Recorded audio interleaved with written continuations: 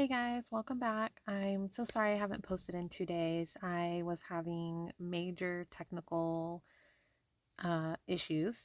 I finally figured them all out and we're all good now. And you'll notice on today's video, there is a new voice that will be speaking. It's a different woman's voice. I don't know what happened to the other one. It just disappeared and I had to pick a new one. And um, there was another person's voice. It was a male's voice that I liked better, but it didn't have the text with it where you could read along while listening. And it took me an entire day to figure that out. And then I've just been having a lot of issues. So I'm so sorry. But we're back. So welcome back. And if you've been following along, I really appreciate it. And I really appreciate anyone who helps with more info and comments and thoughts on the Bible. It's really helpful. And for anyone new, welcome. I really hope that if you found my videos, you're interested in getting to know God and bringing Him into your life. And part of that is reading the Bible regularly, ideally every day. So if you're wanting to challenge yourself and give God a chance and give the Bible a chance, please join me. You can start now, or I kind of recommend starting at the beginning. So if you check out my channel, you'll see the playlist in there with all the days so far. You can start at day one. Day 1 and 2 are the only days that do not have the recording of the chapters, though. That doesn't start till day 3, so sorry about that. But yeah, challenge yourself, give it a try, join me, give yourself a chance, give God a chance, um, and just give it a try. You have nothing to lose but a little bit of time. So, all right, guys, let's get started with continuing with, I believe we're still on the end of, I believe, Gideon's story, if I remember correctly. Now the men of Ephraim said to him, "Why have you done this to us by not calling us when you went to fight with the Midianites?" And they reprimanded him sharply. So he said to them, "What have I done now in comparison with you? Is not the gleaning of the grapes of Ephraim better than the vintage of Abiezer? God has delivered into your hands the princes of Midian, Oreb, and Zeeb. And what was I able to do in comparison with you?" Then their anger toward him subsided when he said that. When Gideon came to the Jordan, he and the 300 men who were with him crossed over, exhausted, but still in pursuit. Then he said to the men of Succoth, "Please give loaves of bread to the people who follow me, for they are exhausted, and I am pursuing Zebah and Zalmunna, kings of Midian." And the leaders of Succoth said, "Are the hands of Zebah and Zalmunna now in your hand, that we should give bread to your army?" So Gideon said, "For this cause, when the Lord has delivered Zebah and Zalmunna into my hand, then I will tear your flesh with the thorns of the wilderness and with briars." Then he went up from there to Penuel, and spoke to them in the same way. And the men of Penuel answered him as the men of Succoth had answered. So he also spoke to the men of Penuel, saying, "When I come back in peace, I will tear down this tower." Now Zebah and Zalmunna were at Karkor, and their armies with them, about 15,000, all who were left of all the army of the people of the east. For 120,000 men who drew the sword had fallen. Then Gideon went up by the road of those who dwell in tents on the east of Nobah and Jogbehah, and he attacked the army while the camp felt secure. When Zebah and Zalmunna fled, he pursued them, and he took the 2 kings of Midian, Zebah and Zalmunna, and routed the whole army. Then Gideon, the son of Joash, returned from battle, from the ascent of Heres, and he caught a young man of the men of Succoth, and interrogated him, and he wrote down for him the leaders of Succoth and its elders, 77 men. Then he came to the men of Succoth and said, "Here are Zebah and Zalmunna, about whom you ridiculed me, saying, 'Are the hands of Zebah and Zalmunna now in your hand, that we should give bread to your weary men?' And he took the elders of the city, and thorns of the wilderness and briars, and with them he taught the men of Succoth. Then he tore down the tower of Penuel, and killed the men of the city. And he said to Zebah and Zalmunna, What kind of men were they whom you killed at Tabor? So they answered, As you are, so were they. Each one resembled the son of a king. Then he said, They were my brothers, the sons of my mother. As the Lord lives, if you had let them live, I would not kill you. And he said to Jether, his firstborn, Rise, kill them. But the youth would not draw his sword, for he was afraid, because he was still a youth.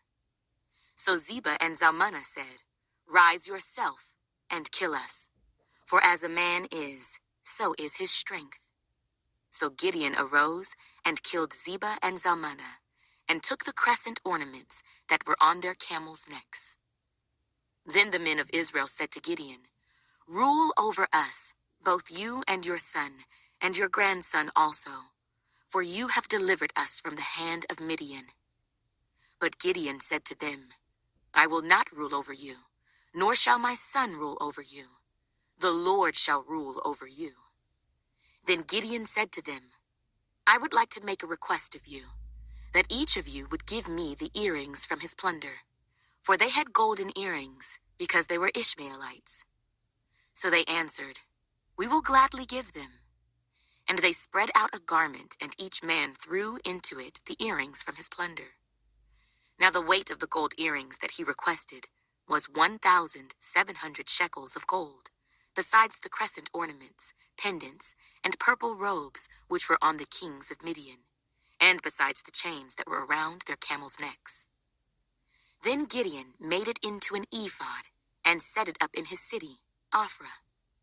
And all Israel played the harlot with it there. It became a snare to Gideon and to his house.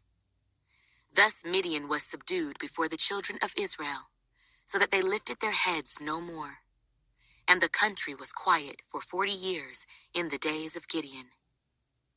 Then Jerubbaal, the son of Joash, went and dwelt in his own house. Gideon had 70 sons who were his own offspring, for he had many wives.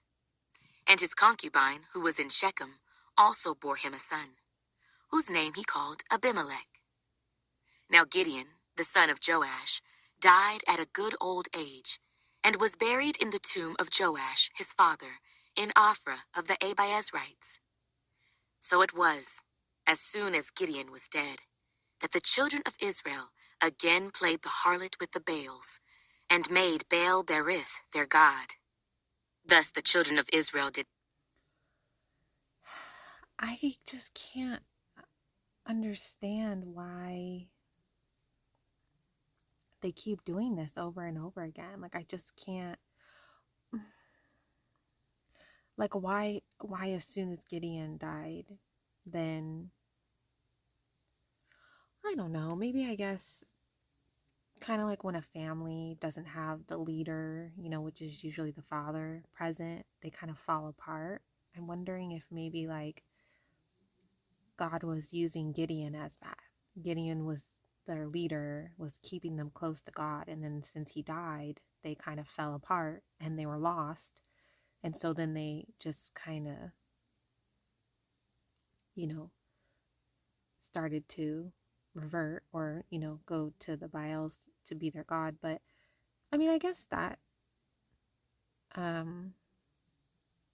makes sense. I feel like that's like what God's telling me right now. Is like kind of like when a family loses the father figure, the leader, the kind of the glue that holds them together, which was what he was using Gideon as, that to keep them close to him. And then once Gideon died, they're kind of like, oh, we're lost. Our leader, our person that was connecting us to God's gone, and then they just kind of got lost and swept up, and I feel like that's what's happening. So yeah, that's so weird. Like as soon as I paused it and was like so confused, like God immediately just like flooded my mind with that like analogy, and I was just like, okay, that makes complete sense.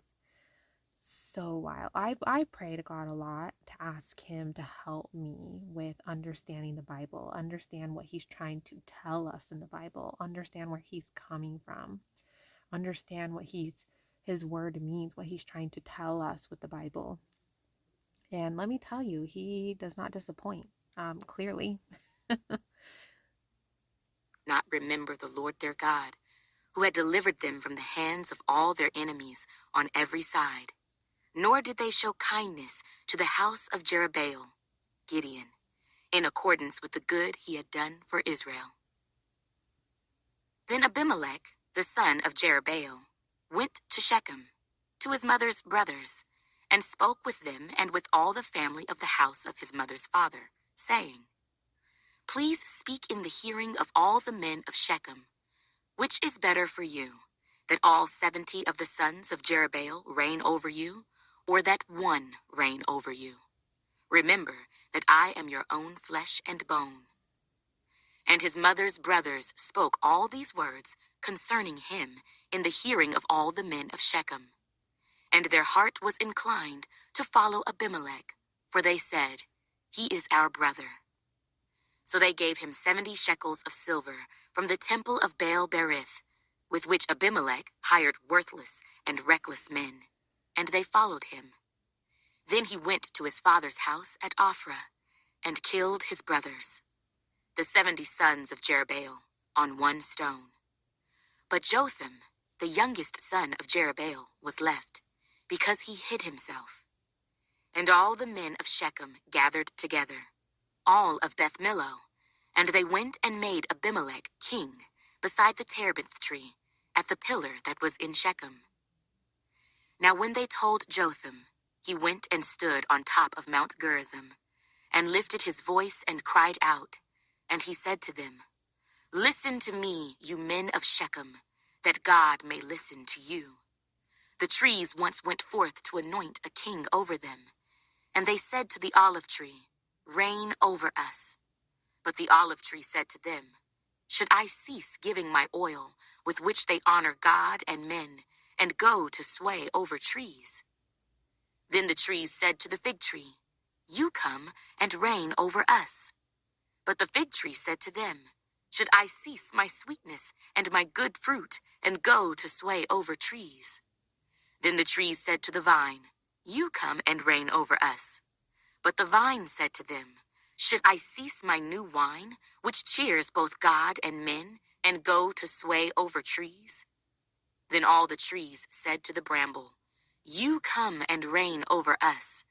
And the bramble said to the trees, If in truth you anoint me as king over you, then come and take shelter in my shade. But if not, let fire come out of the bramble, and devour the cedars of Lebanon. Now therefore, if you have acted in truth and sincerity in making Abimelech king, and if you have dealt well with Jerubbaal and his house, and have done to him as he deserves, for my father fought for you, risked his life, and delivered you out of the hand of Midian.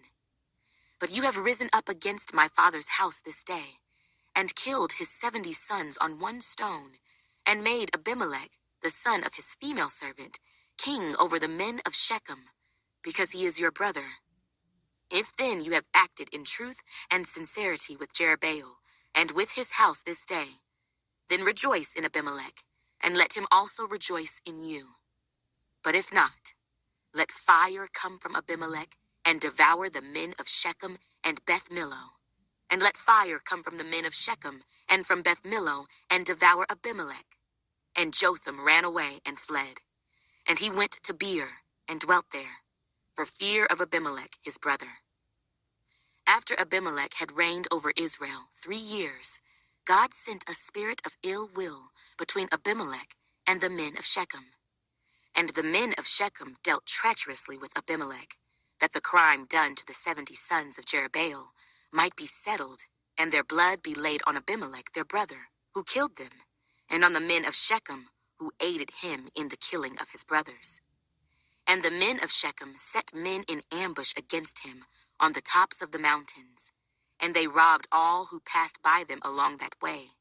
And it was told Abimelech. Now Gaal, the son of Ebed, came with his brothers and went over to Shechem. And the men of Shechem put their confidence in him. So they went out into the fields and gathered grapes from their vineyards and trod them and made merry. And they went into the house of their God and ate and drank and cursed Abimelech. Then Gaal, the son of Ebed, said, "Who is Abimelech, and who is Shechem, that we should serve him? Is he not the son of Jerubbaal, and is not Zebul his officer? Serve the men of Hamor, the father of Shechem. But why should we serve him? If only this people were under my authority, then I would remove Abimelech." So he said to Abimelech, "Increase your army and come out." When Zebul, the ruler of the city, heard the words of Gaal, the son of Ebed, his anger was aroused. And he sent messengers to Abimelech secretly, saying, "Take note, Gaal, the son of Ebed, and his brothers have come to Shechem, and here they are, fortifying the city against you. Now, therefore, get up by night, you and the people who are with you, and lie in wait in the field. And it shall be, as soon as the sun is up in the morning, that you shall rise early and rush upon the city. And when he and the people who are with him come out against you, you may then do to them as you find opportunity." So Abimelech and all the people who were with him rose by night and lay in wait against Shechem in 4 companies. When Gaal, the son of Ebed, went out and stood in the entrance to the city gate, Abimelech and the people who were with him rose from lying in wait. And when Gaal saw the people, he said to Zebul, "Look, people are coming down from the tops of the mountains." But Zebul said to him, "You see the shadows of the mountains as if they were men." So Gaal spoke again and said, "See, people are coming down from the center of the land, and another company is coming from the diviner's terebinth tree." Then Zebul said to him, "Where indeed is your mouth now, with which you said, 'Who is Abimelech that we should serve him?' Are not these the people whom you despised? Go out, if you will, and fight with them now." So Gaal went out, leading the men of Shechem, and fought with Abimelech. And Abimelech chased him, and he fled from him, and many fell wounded, to the very entrance of the gate. Then Abimelech dwelt at Arumah, and Zebul drove out Gaal and his brothers, so that they would not dwell in Shechem. And it came about on the next day that the people went out into the field, and they told Abimelech. So he took his people, divided them into 3 companies, and lay in wait in the field. And he looked, and there were the people coming out of the city, and he rose against them and attacked them. Then Abimelech and the company that was with him rushed forward and stood at the entrance of the gate of the city. And the other 2 companies rushed upon all who were in the fields and killed them. So Abimelech fought against the city all that day. He took the city and killed the people who were in it, and he demolished the city and sowed it with salt. Now when all the men of the tower of Shechem had heard that, they entered the stronghold of the temple of the god Berith. And it was told Abimelech that all the men of the tower of Shechem were gathered together. Then Abimelech went up to Mount Zalmon, he and all the people who were with him. And Abimelech took an axe in his hand, and cut down a bough from the trees, and took it, and laid it on his shoulder. Then he said to the people who were with him, "What you have seen me do, make haste, and do as I have done." So each of the people likewise cut down his own bough, and followed Abimelech, put them against the stronghold, and set the stronghold on fire above them, so that all the people of the tower of Shechem died, about 1,000 men and women. Then Abimelech went to Thebez, and he encamped against Thebez, and took it. But there was a strong tower in the city, and all the men and women, all the people of the city, fled there, and shut themselves in. Then they went up to the top of the tower. So Abimelech came as far as the tower, and fought against it, and he drew near the door of the tower to burn it with fire. But a certain woman dropped an upper millstone on Abimelech's head, and crushed his skull. Then he called quickly to the young man, his armor-bearer, and said to him, "Draw your sword and kill me, lest men say of me, 'A woman killed him.'" So his young man thrust him through, and he died. And when the men of Israel saw that Abimelech was dead, they departed, every man to his place. Thus God repaid the wickedness of Abimelech, which he had done to his father by killing his 70 brothers. And all the evil of the men of Shechem God returned on their own heads, and on them came the curse of Jotham, the son of Jerubbaal. Oh man. Oy. I I don't know what to say, guys. It's like getting crazy right now in this part of the Bible. Like, just wow. And I will say, I did forget to, I had started to read these chapters along with listening to it in the morning, but I wasn't able to finish it. And I kind of regret doing that. I wish I had gone back, but I completely forgot. And until I was already doing the video right now, and I was like, oh shoot, I forgot to read it because I was feeling a little lost after like a couple verses in the beginning. And then I was like, wait, that's right. I forgot to read it, all of it. I think it's really important to listen and read it, and a couple times, just because, I feel like there's things you miss or whatever. Like, this isn't my first time reading it. So I feel like if you've already read it, and maybe like you don't need to do it a couple times, one should be fine. But like for me, like this being my first time, I'm just like, oh man, like I feel like I need to read it a couple times to like really like understand what's happening fully. But pretty wild right now, like all the killing and the murder, and just, oh my gosh, it's crazy. I'm interested to see how the rest goes. But yes, so join me for tomorrow and we'll continue with the story. So good night, guys.